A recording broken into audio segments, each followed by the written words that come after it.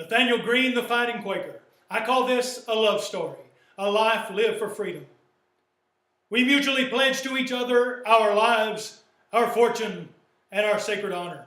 When those lines were written in the Declaration of Independence, Nathanael Greene was not a signer. He was already in the field of battle, hazarding his life, his fortune, and his sacred honor for our liberty. He was born on August the 7th of 1742 to a Quaker minister. This particular sect of Quakers did not approve of a public or extended education. So when he was 13 years old, Nathanael could only read, write, and cipher. But on a winter's walk, he met a young collegian named Giles, and his discussion with this collegian awoke in him a lifelong love of learning. He sought out an old teacher in Warwick who taught him Latin and geometry. He made little toys in his father's foundry to sell so he could buy books. So he met bookseller Henry Knox in Boston. In 1770, his neighbors elected him as a delegate to the Rhode Island General Assembly. And he began to go to the governor's mansion, who happened to be his distant cousin, William Greene. And there he met a young lady, 15-year-old Catherine Littlefield. Catherine's mother had died when she was 10 years old, and her father had sent her to live with her Aunt Catherine, after whom she was named, who was the wife of the governor. Caddy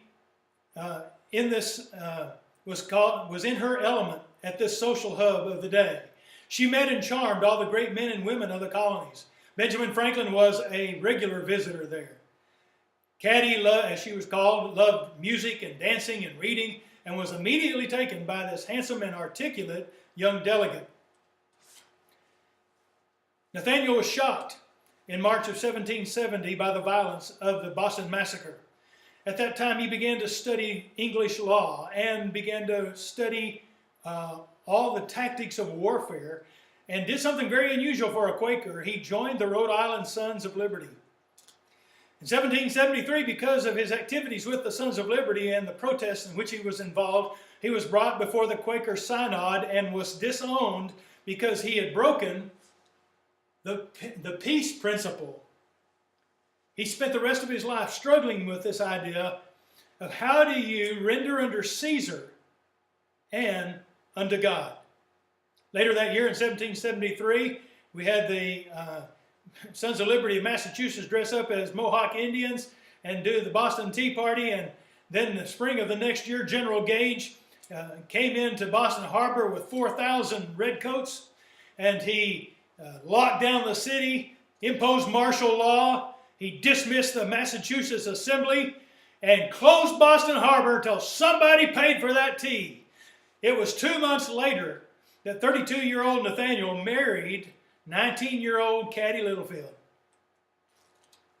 The next year, in April, the shot heard around the world at Lexington and Concord caused Nathanael and 3 of his friends to leave their homes and take up arms to go to Massachusetts. On the way, they found out that the British had retreated to Boston and were surrounded by 10,000 militiamen. Nathanael went back to Rhode Island, went to the General Assembly, and made a motion to raise 1,500 militia to go to the aid of Boston.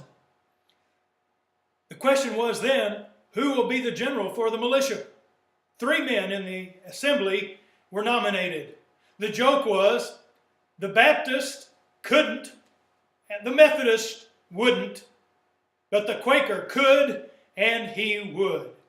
May the 10th of 1775, the Continental Congress met and adopted the militia around Boston as the Continental Army. And they sent the most famous man in America, the hero of the French and Indian War, George Washington, to be their commander-in-chief. George Washington arrived there on July the 3rd of 1775, and he immediately noticed these 2 young men who were self-taught generals, Henry Knox, Massachusetts, Nathanael Greene of Rhode Island. He took them under his arm. And not only did he take them under his arm, Martha, his wife, took their wives, Lucy Knox and Caddy Greene, under her arm, and they were all lifelong friends. Now, Caddy had dreamed of having a wonderful home life with her husband and her children gathered around her on a cold winter night, reading to one another, but she quickly realized that was not going to be her life. And in order for her to spend time with her husband, she was going to have to go where he was, and that was in camp. And every winter of the war, of the 8 years of the war, she was in camp along with Lucy Knox and Martha Washington with their husbands. And every time during the year that she wasn't having a baby, she also tried to be there during the summertime. These are the battles in which Nathanael Greene was involved. You can see that he was one of 3 generals that was with George Washington from the very beginning. And as you see all of these different battles, you'll notice that in here, on February of 1776, his first baby boy was born. George Washington is what they named him. Their little girl was born a year later, and they named her Martha Washington because George and Martha were just like their parents. Of all of these, the most important happened in the winter of 1778, 77 and 78 at Valley Forge. Because Congress had been trying to run the commissary and the quartermaster, everything was in short supply.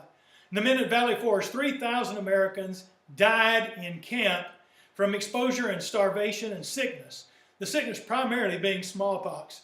George Washington begged Congress, please, let me put Nathanael Greene in charge of the quartermaster. But Nathanael Greene didn't want to be the quartermaster. He said, nobody in history's ever heard of the quartermaster.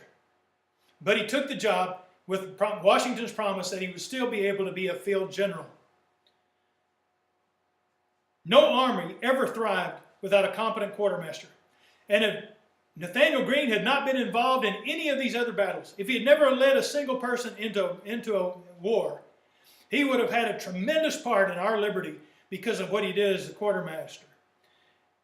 He quickly worked out the logistics to bring food and clothes to Washington's troops, and he instituted a general inoculation of the troops for smallpox. So every new person who joined the army had to be inoculated for smallpox.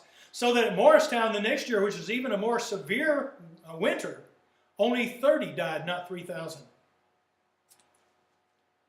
While he was quartermaster for 3 years, these are the other battles in which he took place. And finally, in 1780 in August, Caddy was excited. Benedict Arnold, the traitor, had left West Point. Her husband had been assigned there, and finally they were going to be able to bring their 4 children, and they were going to have a family. However, things in the South were going south. Congress had picked out the generals for the South, and they were abysmal failures. They had chosen Howe, and he had been defeated in Georgia. They chose Benjamin Lincoln. He was beaten in Charleston. Then they sent down Horatio Gates, and he was wiped out at Camden. Of his some 5,000 troops, all of them were killed or captured except for just less than 1,000. And so George Washington was given the opportunity by Congress, realizing they just could not manage the war from Philadelphia, and he sent Nathanael Greene down to the South. His wife, Caddy, took their children back to Rhode Island, and against George Washington's orders, she headed south to be with her husband. When he got there on December the 3rd and took charge of what was left of his army, he wrote to his friend Knox, and he said, "It's worse than I thought. My army is a shadow, having only an imaginary existence." Everything he had learned as a quartermaster and as he had learned under the tutelage of George Washington now became vital to the survival of his army. He was facing the best trained and the best coordinated general in the British Army in Cornwallis. He immediately sent out engineers to survey all of the Carolina rivers and ferry crossings and to record the locations of the boats that he would need to ford those rivers. He had to have food and clothing and weapons for his men, and there was no time to wait on Congress. So he obtained a loan on his Rhode Island estate, sure that Congress would reimburse him when the war was over. He was vastly outnumbered, he was vastly outgunned, so he divided his army in the hopes that it would divide Cornwallis's troops as well, and it worked perfectly. On January the 17th of 1781, Cornwallis sent out Colonel Bannister Tarleton, and he was drawn into a battle at Cowpens by Daniel Morgan, and his 1,200 men were either killed or captured. He himself and a few others escaped on horseback, but the Americans took over 800 captives. Now, Daniel Morgan knew that soon Cornwallis would be on his tail, so he headed north to rejoin Greene. Greene and Morgan, leaving Cowpens, met here at Cowan's Ford on the Catawba River, and that began what was called the Race to the Dan. They crossed river after river, just barely in front of Cornwallis. Cornwallis had been stopped here at the Catawba River by snipers and by the rising water. He decided that he was going to bet everything on being able to catch the Americans quickly. He burned all of his wagons and all of his excess baggage in order to move quickly. And as soon as Greene heard that, he said, "We have him." Greene said, "My plan is to fight, get beat, rise, and fight again." And it worked perfectly. As they moved from river to river, he sent up to Virginia a dispatch saying to Patrick Henry, "I need 1,500 fresh troops waiting for me as soon as I cross the dam because Cornwallis is going to be on my tail." You can see that it took from the victory at Cowpens on the 17th about a month for them to cross the Dan River.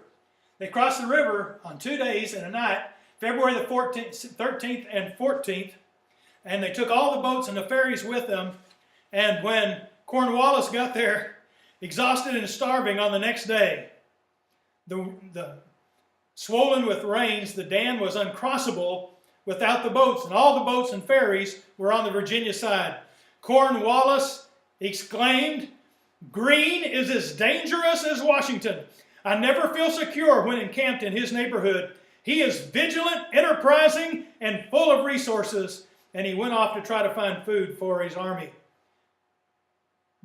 Dennis Conrad said, "The American retreat, which extended across the breadth of North Carolina, is considered one of the masterful military achievements of all time."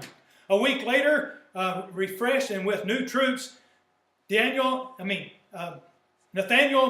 passed back across the Dan, and he engaged Cornwallis in an attack at Guilford Courthouse. He was so successful that half of the British army was surrounded and was about to be annihilated when Cornwallis ordered his artillery to fire directly into the melee, killing as many of his own men as he killed of Greene's. But it did cause the men to separate and allowed the British to regroup. But Cornwallis lost almost 30% of his army in that battle. In all, from the time of Cowpens until Guilford Courthouse, he lost half of his army.